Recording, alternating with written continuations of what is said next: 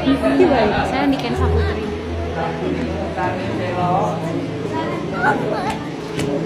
Tutup.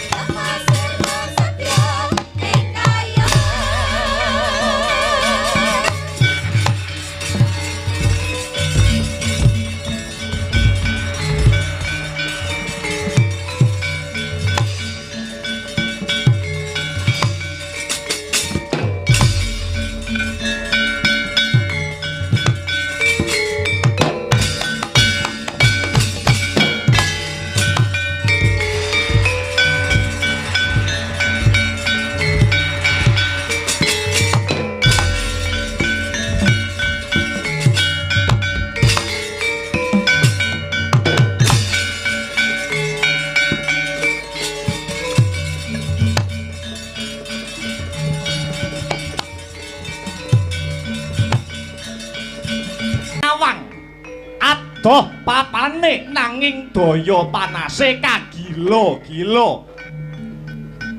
Kawasa mrawasa saben makhluk mesti tunduk nglumpruk tanpa daya. Sunaris rengenge sumelet mahanani hawa benter.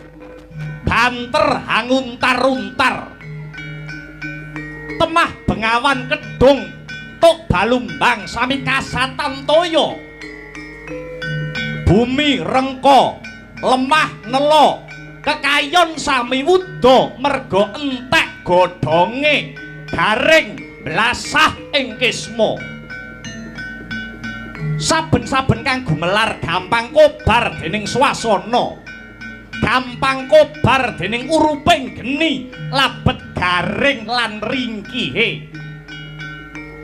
Ora ngemungke reksa wisma wana nadyan jiwa manungsa uga gampang kebrongot kobong dening swasana. Panas baran buteng budine larang sabare cepak muringe. Kaya gegem mawa sak enggon-enggon bisa mubal. Saben senggolan maletik malatu-latu merga ngendelke kasudirane, ngendelke panguwasane lan ngendelke donyane. Kautaman lumpuh tepo slira rapuh, rasa kamanungsan rubuh. Dupeh bisa muwus banjur omong sak gelem-gelem manguwuh-uwuh. Rasa gething den pupuk saya wimbuh nyacat ngina sak pepadane tanpa rasa ewuh. Tumindak Dursila pakarti Candala ora mingkuh nadyan dudu darbeke mangan mung waton butuh sing demen gendak selingkuh mbuh ora weruh. Keh wong adu-adu lan gampang didu mula padha tangga nganti ora wanuh sedulur dadi mungsuh anak karo wong tuwa munjung pisuh. Negara kesruh keh rerusuh saben nggon ricuh padha bangsa srawunge lumuh keh pengarep-arep ning ngarep aruh-aruh nanging jerone gedhen-gedhenan angkuh. Rebut panguwasa pupuh pinupuh tandarbe rasa trenyuh gamaning perang dudu mimis dudu mriyem dudu bedil nanging reka daya kang ampuh.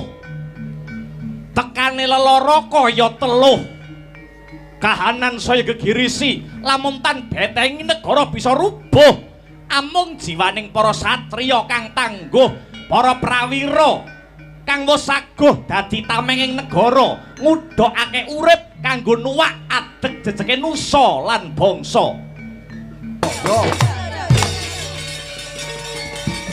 Maju, maju. Maju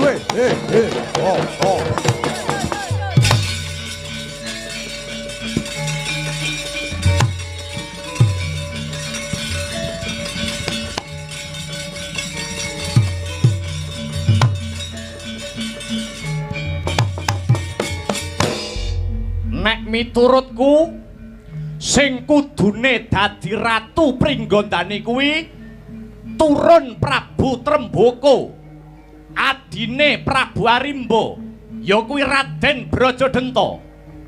Ora bisa lelabuhane Brajadenta ki apa ngurus wilayahe wae ora pecus kok arep nyekel negara Pringgondani.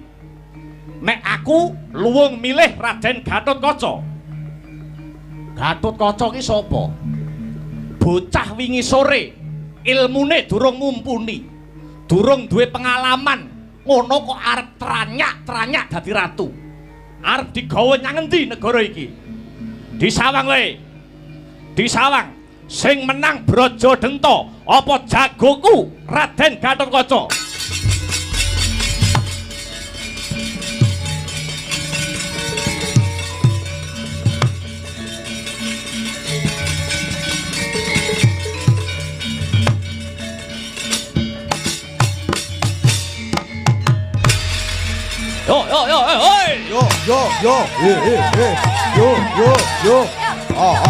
Yo.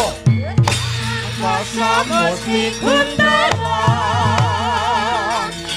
Kuntala ngecak samudra.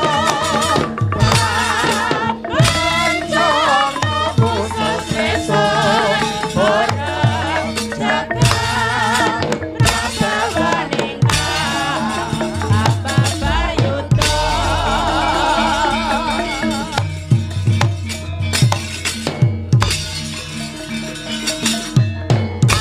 Pasamos mi Kuntala. Kuntala ngecak samudra. Pancong khusus esok. Orang jagat rasa wanita. Pangis banjir mangus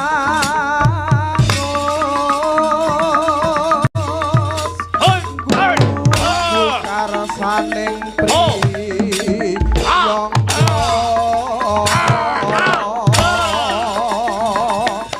rambutan kamukten ampreh dadi ratu.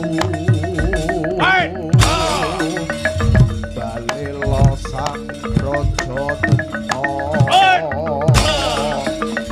yen panggah sang Braja Musti.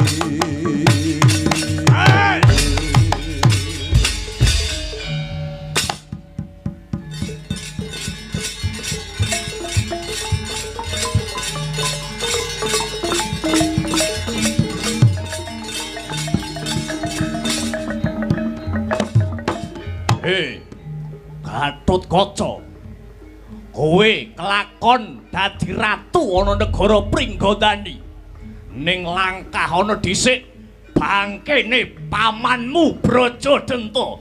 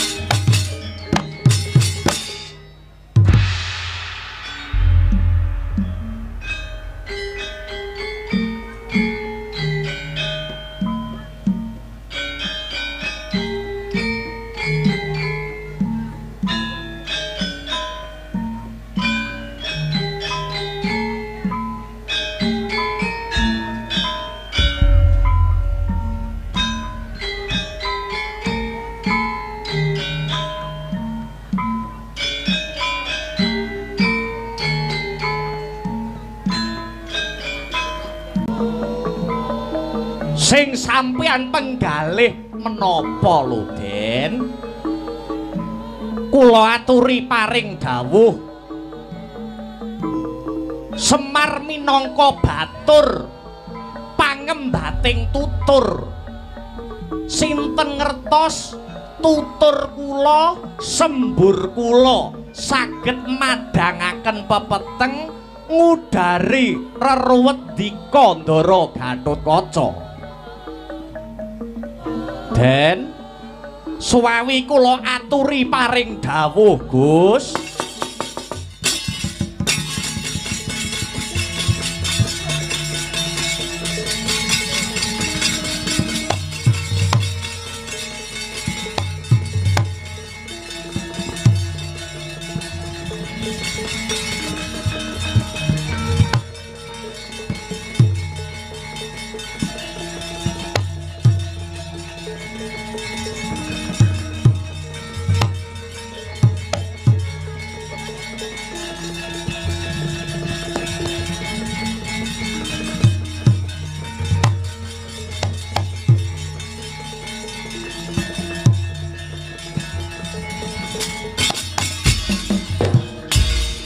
Pangudari tyasra riwut Urawati rawat wawati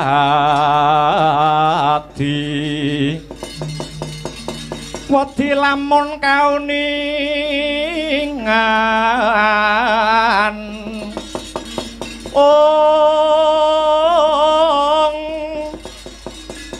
Mring sang hambek ngomaladi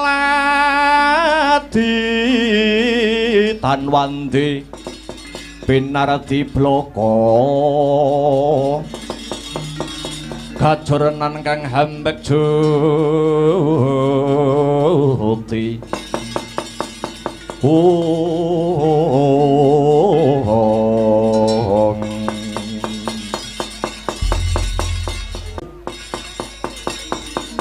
Sing bakal lenggah dampar keprabon dadi ratu ing negara Pringgandani ora ana mung Gatotkaca kamangka Semar kamangka aku ora saguh dadi ratu Pringgandani Gatotkaca durung pantes dadi ratu ana Pringgandani wae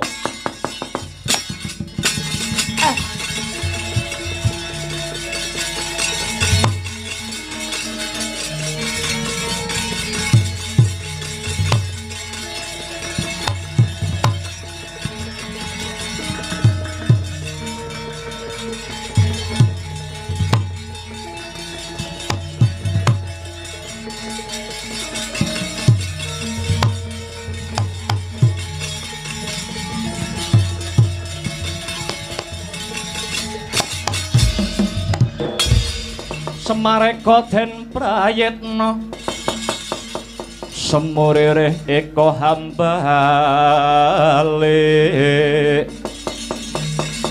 Dityani Gandayani Trisanya Pranama Sahasi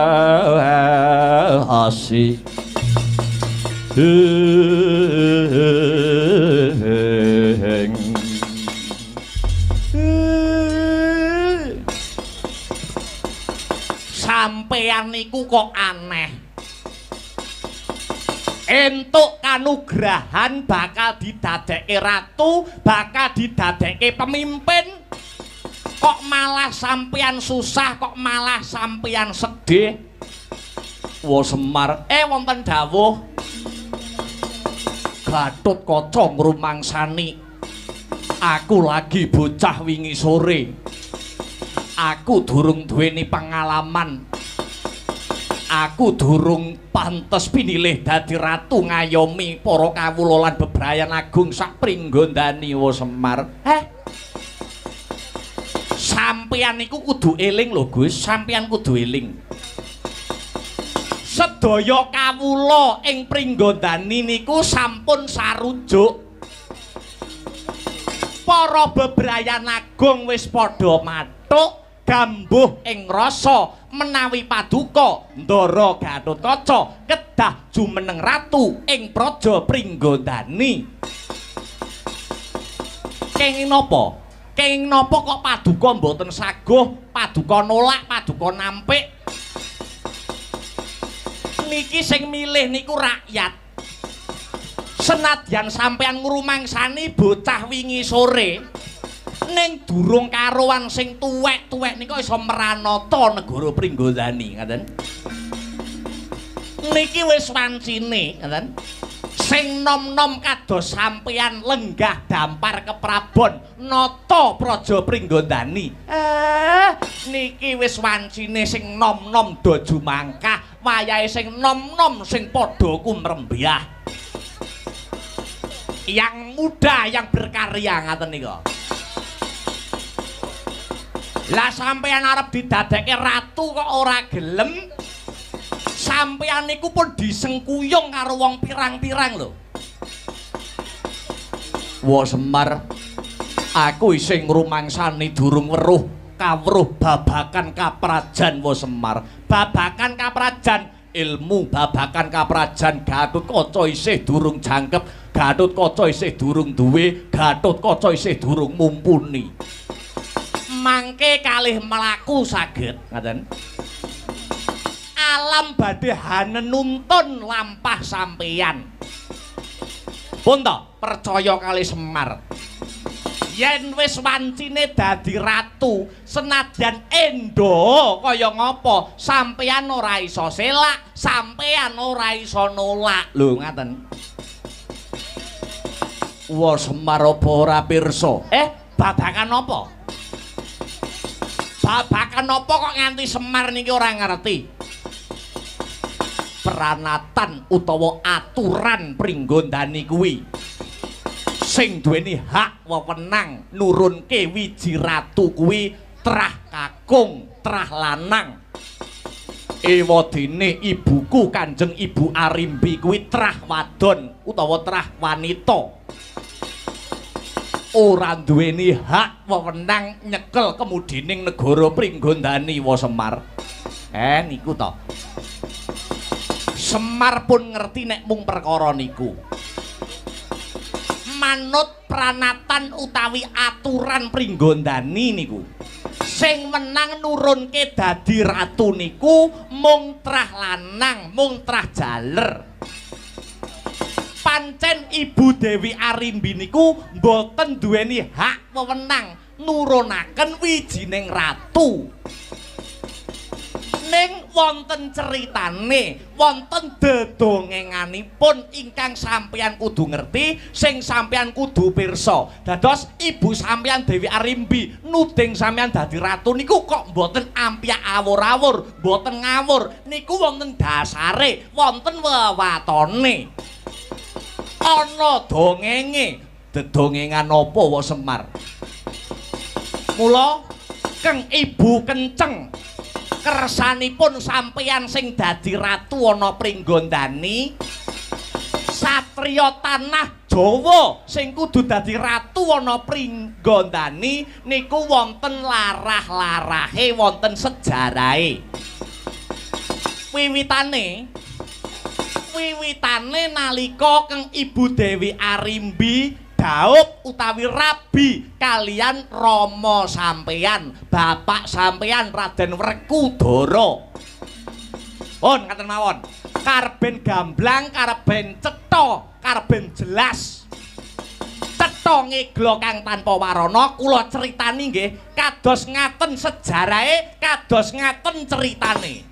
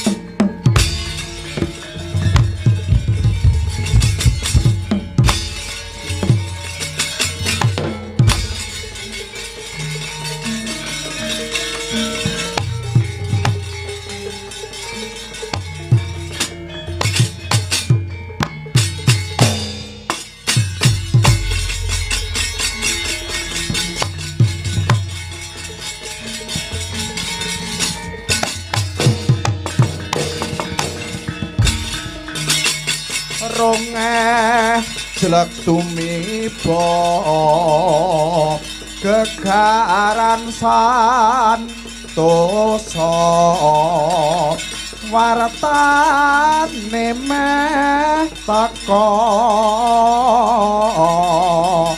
sikara karuda tataetan kato Prabu Arimba iki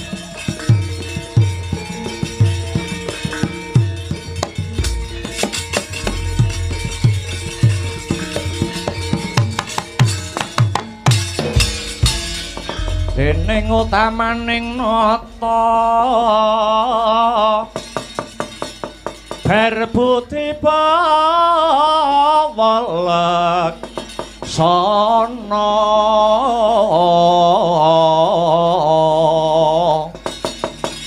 lire berbuti mangkono lila legawa ing driya hangge ganjar saben dina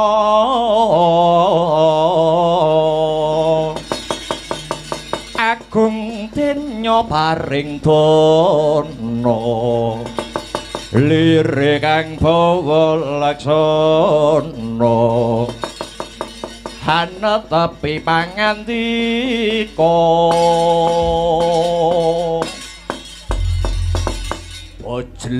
bojleng iblis laknat padha jek-jekan Kece wali kece sadat setan wali kobra. Aku Prabu Arimba ratu ing negara Pringgondani. Tak rewangi munggah gunung mudhun jurang.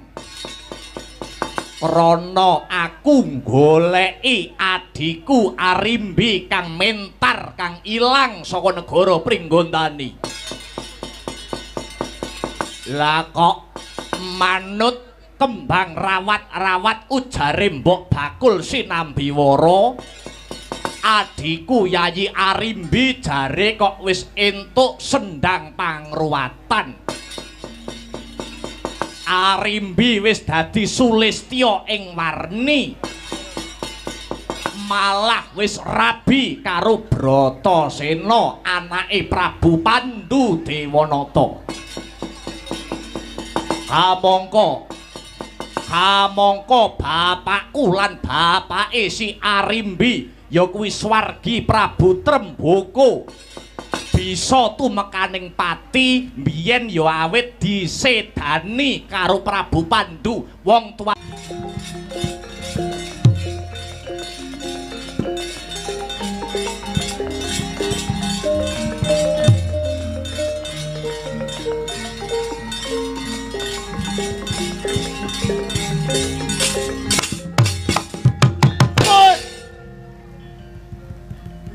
Iki Bratasena. Hoi,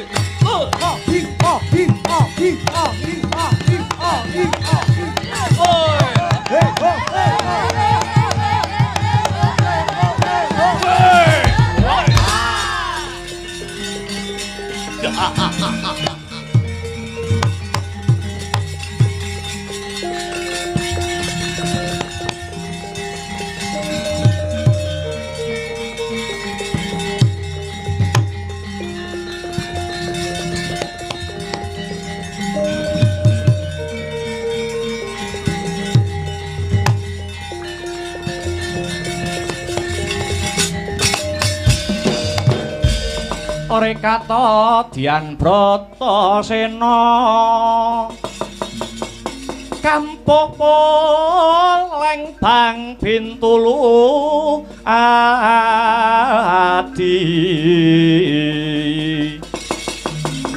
sarira ngamula dumangka dek wok simbar jaja yen ngandika gumaleger kaya guntur kadang panenggak Pandhawa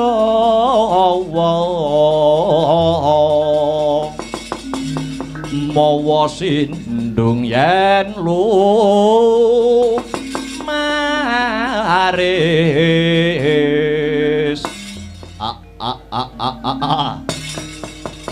kowe sing jenenge Bratasena iki tak sawang kaya Kakang Arimba. Yo pancen bener. Kowe nungkula, kowe nyerah. Tak jaluk adikku Arimbi. Aku ora sarujuk, aku ora mathuk yen to adikku Arimbi dadi catuk ramamu. Wong nyatane Arimbi wis tresna lahir batin kelawan Bratasena. Walah alah ya. Ora melek mripatmu kowe. Biyen bapakku sing nyedani wong tuamu. Pandhu Dewanata, utang loro, saur loro, utang pati, saur pati.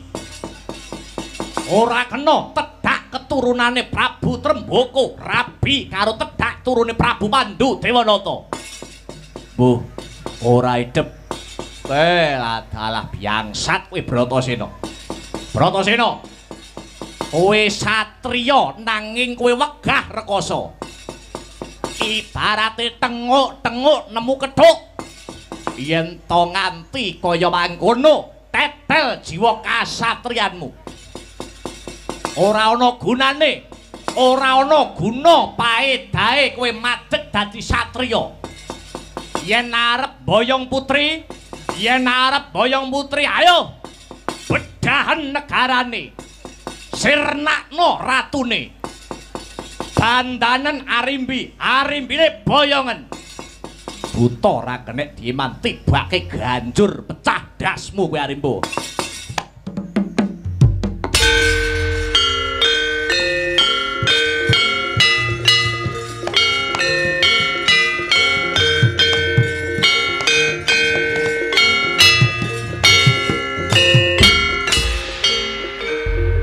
Lagek sore kok wis perang. Disumbutne biayane. Oh ya. Oke.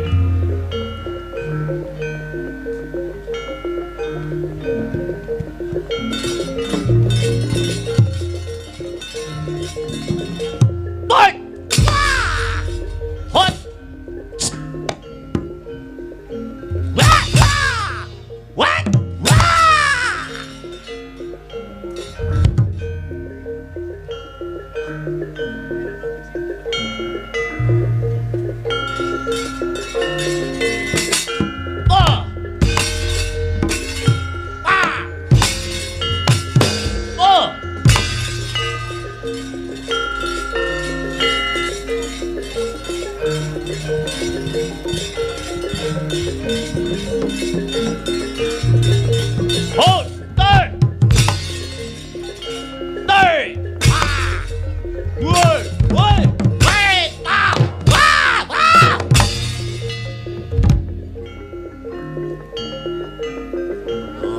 Ngubengne sikil nganti mubit.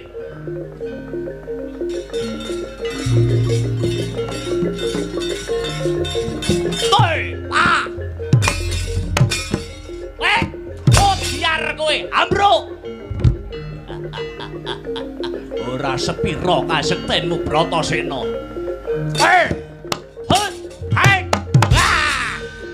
Junjung kowe.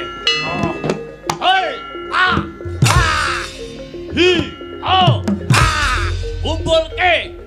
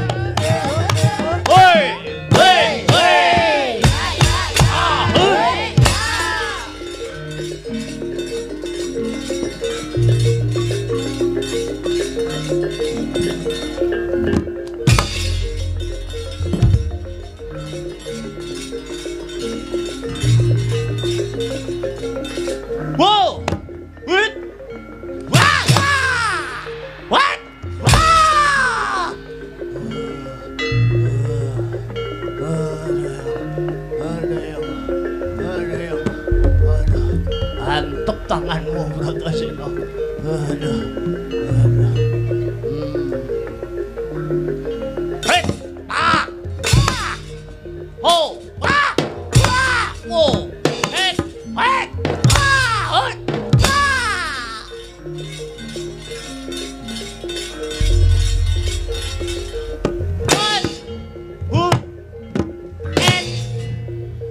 hei, wah.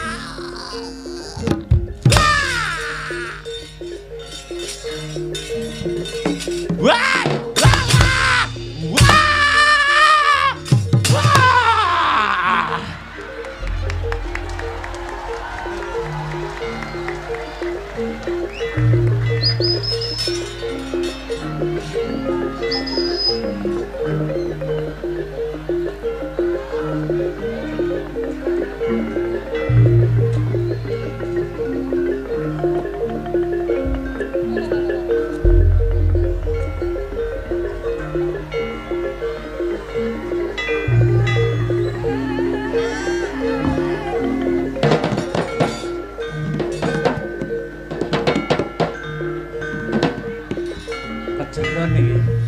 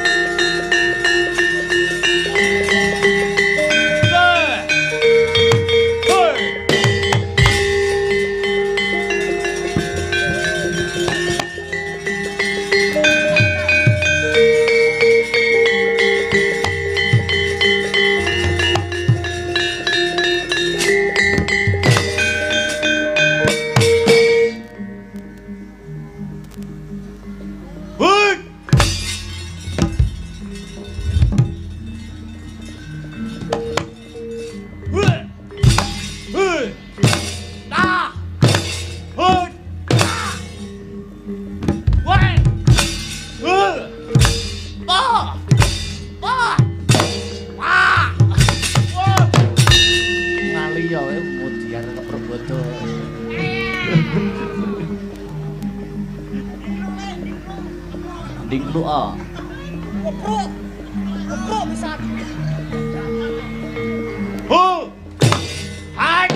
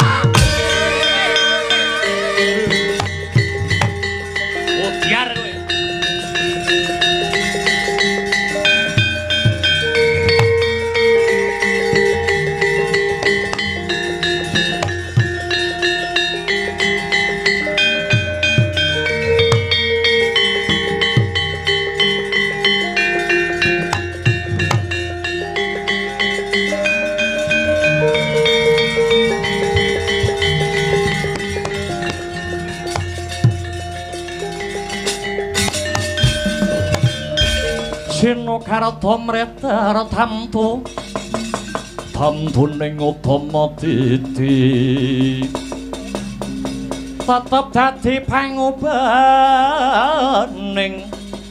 hong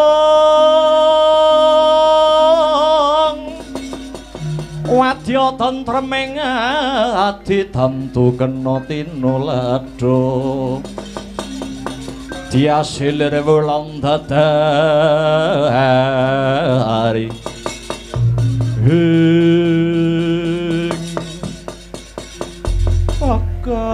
Kakang Arimbo.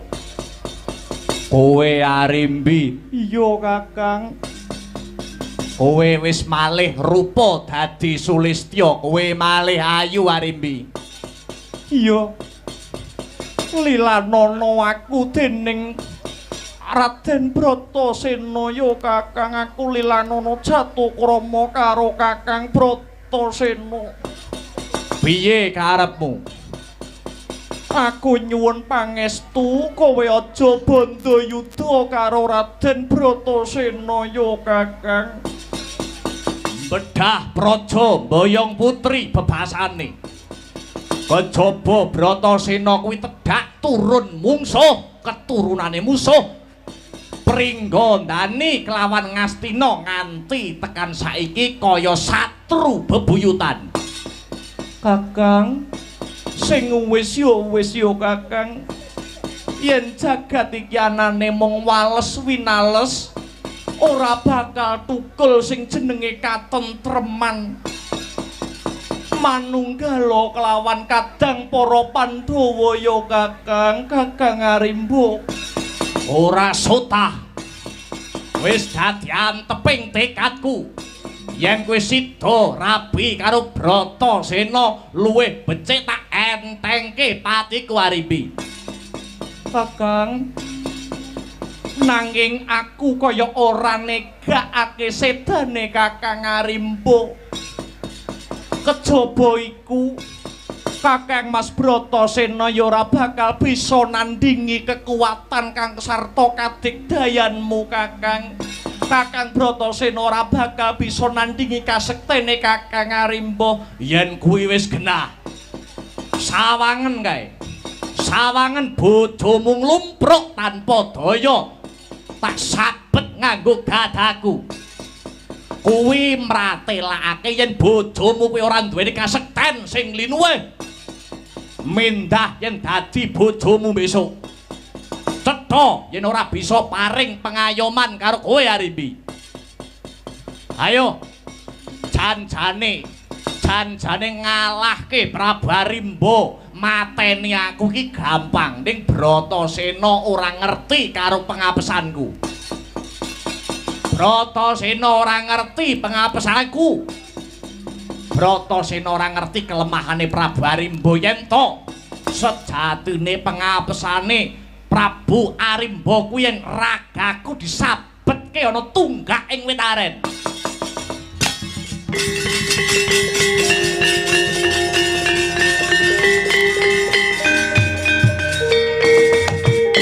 Ocap nglumpruk tanpa daya prasasat linolosan otot bebayune sang panenggak Pandhawa Raden Bratasena. Nanging dupi mirengaken aturira Prabu Arimba yen to pengapesane sang Arimba kalamunta den sabetaken mapan wonten tunggake wit aren. Wau to tanggap risang Bratasena Gya ngetok karo san kang pungkasan. Grida sang Bratasena.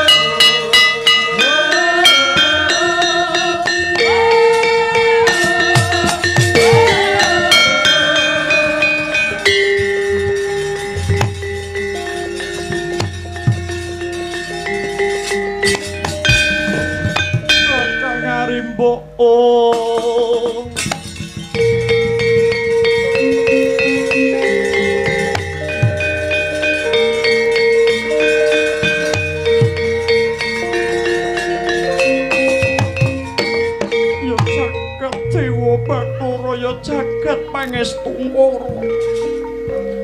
Ora ngira babar pisan kowe tumeka pati Kakang Arimba. Kamangka Arimbi wis ora kurang anggone suka pemut. Cutelen anggonmu duweni memungsuwaning antaraning Ngastina lawan Pringgondani. Arimbi. Ora usah kok getuni patine Kakang Arimba. Nyatane kakangmu dicak tentrem ora kena, dicak rukun ora gelem. Kakang Arimba wegah nampa wewarah nampik pitutur becik duwa piwulang utama. Ora usah kok tangisi. Sawang rebuta dampyak re sapa kae?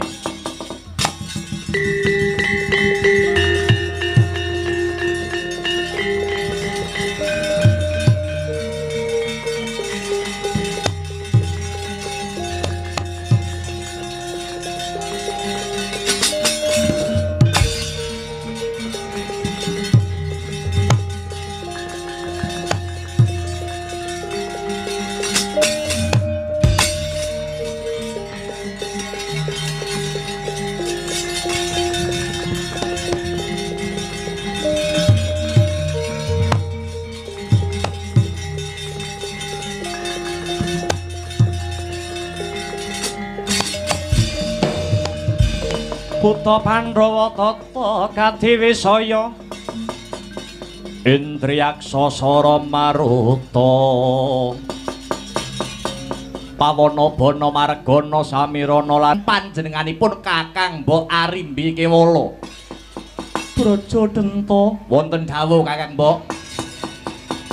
Reh ning negara Pringgondani kumplang.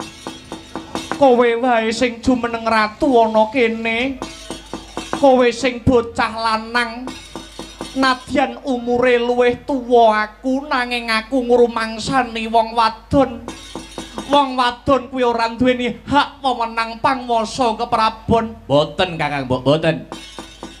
Negari Pringgondani dinten menika kula pasrahaken Kakang Mbok Arimbi. Nun inggih Kakang Mbok, semanten ugi kula pun Braja Musti. Kula lila legawa nderek ngayom wonten ngarsa paduka Kakang Mbok Arimbi. Kowe masrahke negara Pringgondani marang sedulur Arimbi, kowe tulus lahir batin apa mergo kepepet? Lahir batin, Raden. Kenging menapa kok Braja Denta kepengin masrahaken negari Pringgondani sakmutuhipun dhateng Kakang Mbok Arimbi? Awit kula kepengin nyutel cecungkrahan ing antaraning Ngastina kelawan Pringgondani.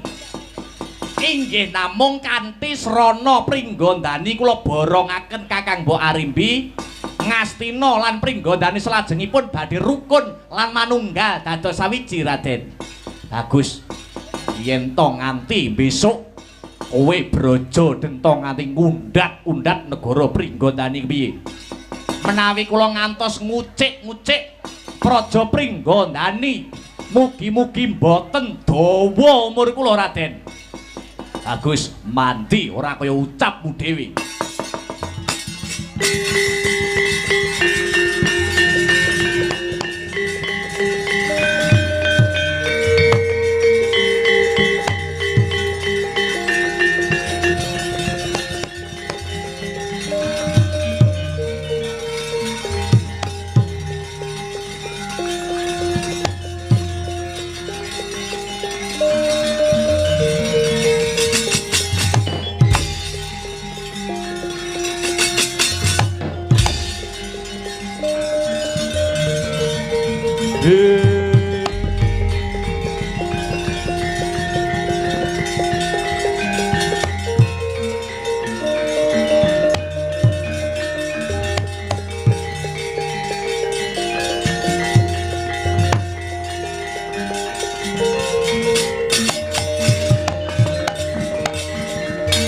Mongko kantining tumuwu salami mong awas eling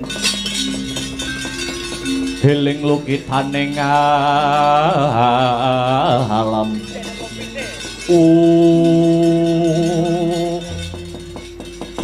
Dados mekaten Gus, critanipun dados ngaten. Mangkono wa Semar inggih. Semar pun nyeritakne kula pun adegan flashback. Lah niki. Di wayang aja nganti kalah karo sinetron. Ana flashback-e barang. Oh iya. Terus panjenengan mboten usah kuwatir. Panjenengan mboten usah kuwatir lan pekewuh babakan Raden Brajadenta awit sing masrahne negara Pringgandani sakutuhipun dhateng Kanjeng Ibu Arimbi menika inggih Raden Brajadenta piyambak. Yo, yen pancen kaya mangkono wae wis mantep rasaning atiku. Saiki Gatotkaca kepengin ngudi marang kawruh kaprajan. Kinarya sangu anggone Gatotkaca bakal nyekel kendho kencenging praja Pringgandani wa Semar. Sumangga langkung rumiyin luwih dhisik kula kanthi tetugur nggih Gus. Sesirih cegah dahar kelawan guling. Awit ratu utawi sipating pemimpin niku kudu kuat prihatine, kudu banter tirakate. Dimen boten wonten suket godhong ingkang nyripeti, krikil watu sing nyandungi lelakon sampeyan Gus. Mangkono wa Semar. Nggih. Ya, yen pancen kaya mangkono Gatotkaca mung manut wa Semar. Nggih, sumangga. Kula kanthi mlebet wonten madyaning alas Parasara. Tapa brata nyedak kalian sing kuwasa. Mangesti sawiji mring Gusti Kang Maha Suci. Barengi sintrang samirana, mugi-mugi anggen paduka dados ratu ing Pringgandani kalisa saking Sambikala menapa kemawon Gus. Sintrang samirana dikering waring panlikan buruk ing koran igunan ing manon lumakai penakon samirana dikering waring panlikan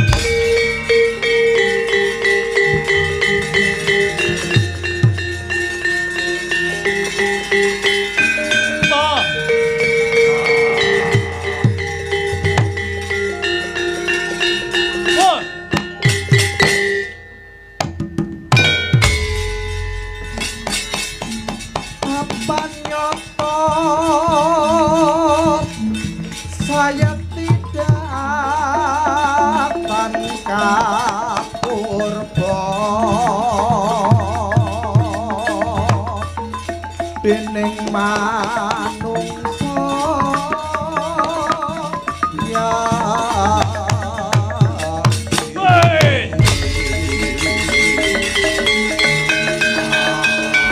Raja Denta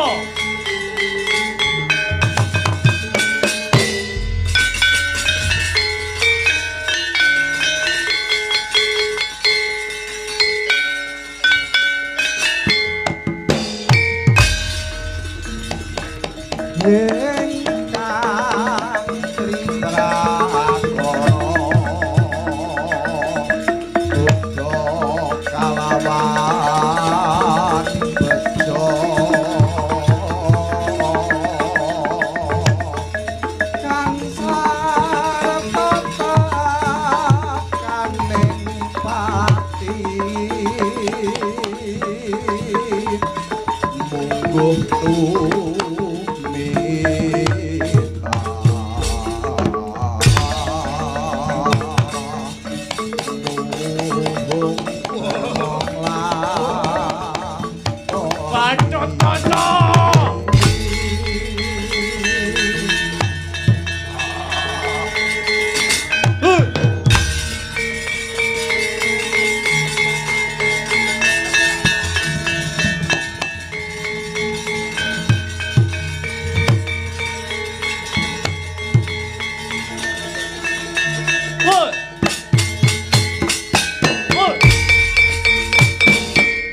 iki Raden Brajadenta saka kasatriyan Glagah Tinunu.